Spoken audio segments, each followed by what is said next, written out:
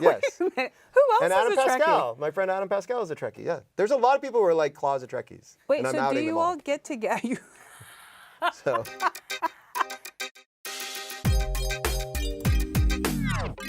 Welcome to Couch Surfing, the show where out-of-this-world guests look back at their big roles, their little roles, and everything in between. I'm here with Anthony Rapp. Anthony, let's see what's on, shall we? I'm scared, though. Don't Should I be scared? afraid. No. Okay. Kick back and relax. Let's do it. We all got hijacked. Yes. We're cruising down the highway. This was my first film. This was your first film. You might notice my hair is like darker in that. It was around the time that Anthony Michael Hall was, very well known for 16 Candles and Breakfast Club, and we share a name, You do. first name.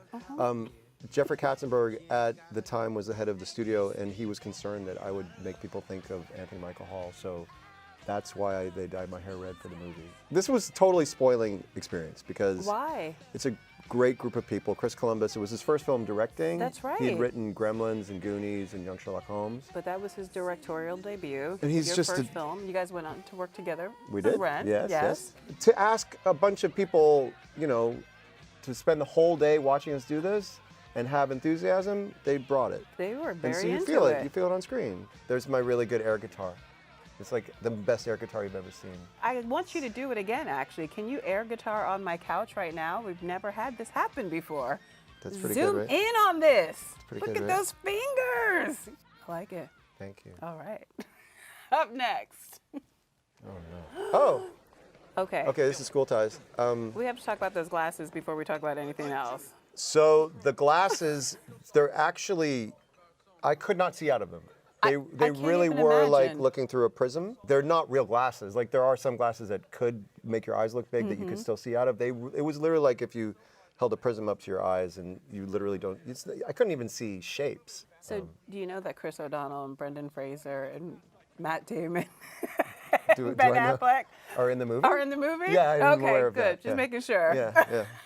There was one day we were all like hanging out at the chairs like by the monitors one day, and one of the executives from Paramount came in. She was like, "You guys are all so cute and you're all so mean." What was the mood like off camera? Because you're dealing with some really, you're dealing with bigotry, you're Yeah. dealing with anti-Semitism, some really tough subjects. I mean, we took it seriously. There's the one scene later in the movie where we're around the big table and having kind of like the tribunal talking about like getting really heavy into it. And that day, it was a pretty somber day. Like, I went home and I felt like I had a headache just from living in that. But it's the kind of thing like it needs to happen, and that there needs to be a light shining on that sort of thing. So it's like our duty in a way.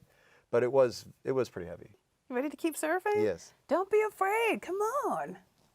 Soggy fries. Here, take them.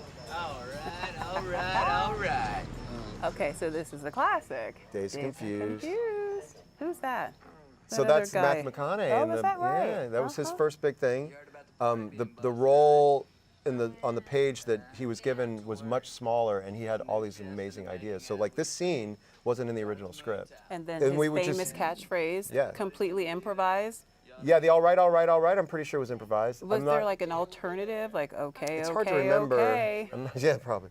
But he was like Matthew was like totally. He was completely in it. Like, and he hadn't done anything really. Maybe one other small thing at the time, and he was genius in it. I read that the director, Richard Linklater, gave you actual music, Yeah. each of you music to help develop and form your characters. Yeah, he gave us all like a mixtape. Oh, really? And of which artists? Of just songs from the era, and he also wanted us to listen and see if there were things that we responded to or that we thought might fit certain moments or have inspiration. So actually, "Low Rider," which is one of the songs that were in the station wagon dancing to, that was like we were the ones who said that should be our song. Oh, there it is.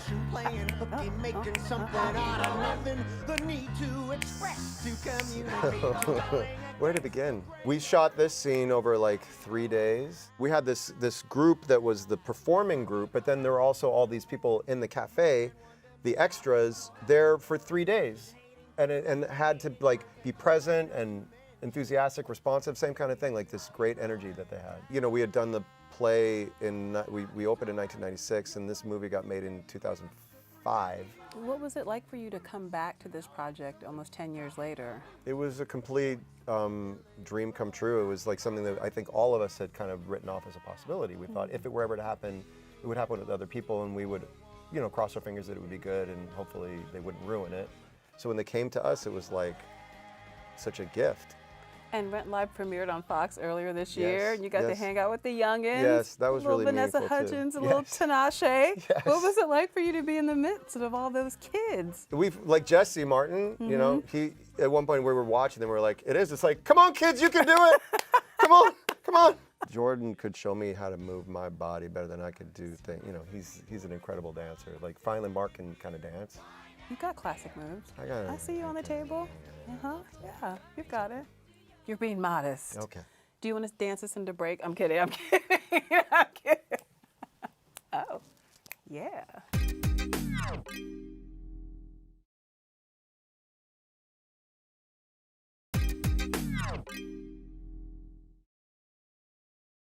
Welcome back to Couch Surfing. I'm still here with Anthony Rapp. Anthony, shall we continue? If you insist. Hi, the Oh, yeah. air conditioning broke again. How am I supposed to be in yeah. the world if I'm melting? That's me. Yeah. So that's a weird. So I was reunited with Adam Goldberg for A Beautiful Mind. That's right. And Ron Howard, who directed it, actually said he didn't realize during the audition process he was like putting us together in his mind, and so it was somebody else who was like, "Do you know that they had done Dazed and Confused together?" She was like, "Oh yeah." So that was just a coincidence. He's a genius. Ron Howard, and he's a lovely, lovely man. You guys sort of have a similar upbringing, both child stars, both redheads at one point. Both have managed to work for decades, both managed to survive in this industry and come out on the other end relatively normal. Yeah, he's really like, considering all that he's experienced, he is so grounded and gracious And you are and too. patient. Oh, thank you. And How does that work exactly? I was around some people when I was growing up, like Yul Brynner was not a very nice person, so I think I learned what I didn't want to be, you know, in the business kind of thing. So On a scale of 1 to 10, how nasty was he? he could be pretty nasty. He could be like a 9, yeah. Really? But he would like kick little kids? Or He like, punched what me in would the he stomach do? once when I was in his way. No. Yes. He went, "Get out of my way." He punched you in your stomach and told you to get out of my way, kid. Yes. It was backstage Where in did the that dark. come from? I was in his way.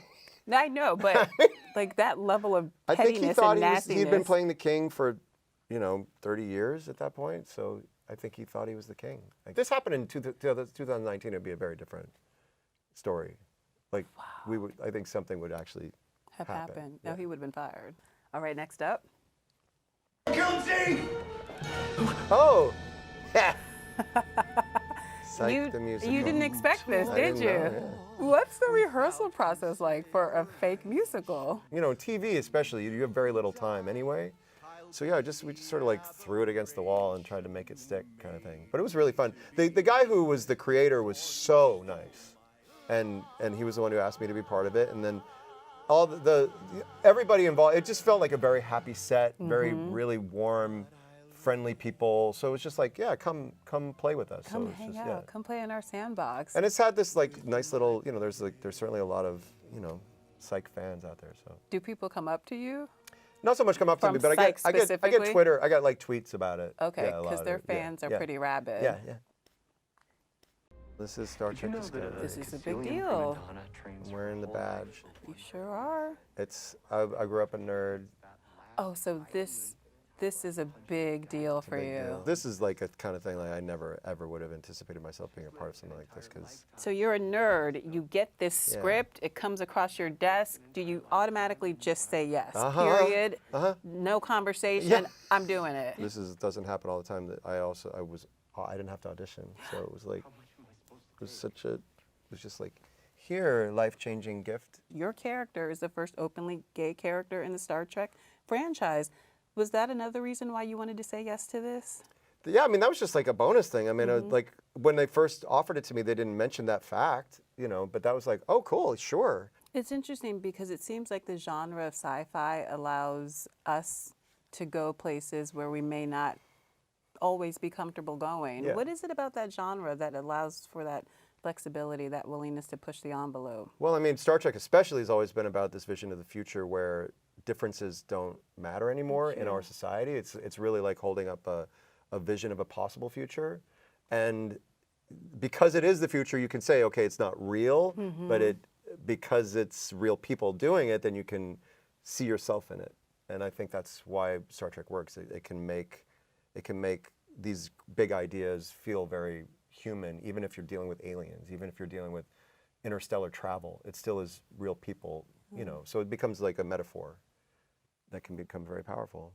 Anthony, thank you so much for surfing by. New episodes of Star Trek Discovery are available Thursdays on CBS All Access. See you next week on Couch Surfing. You can do it, right? Oh, the other way, that way. Thumb out, thumb out. There you go.